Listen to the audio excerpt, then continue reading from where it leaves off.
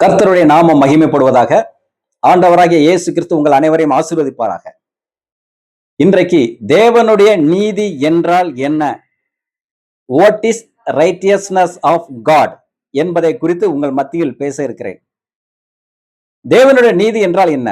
2 தெசலோனிக்கேயர் 1:6 சொல்லுகிறது, உங்களை உபத்திரவப்படுத்துகிறவர்களுக்கு உபத்திரவத்தையும் உபத்திரவப்படுகிற உங்களுக்கு எங்களோட கூட இளைப்பாறுதலையும் கொடுப்பது தேவனுக்கு நீதியாய் இருக்கிறதே என்று. ஆம், இது கிறிஸ்துவுக்குள் இருக்கிற மனிதர்களுக்கு மட்டும் இந்த வார்த்தை பொருந்தும்.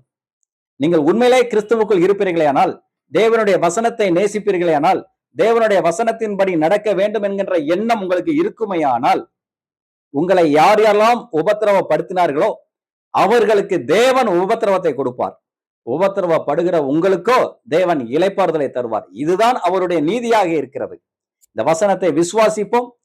அவருடைய நீதியை, ஆண்டவர் இயேசு கிறிஸ்துவின் நீதியை நாம் பெற்றுக்கொள்வோம். தேவன் தாமே உங்களை ஆசீர்வதிப்பாராக. தேவனுடைய நாமம் மகிமைப்படுவதாக. ஆமென்.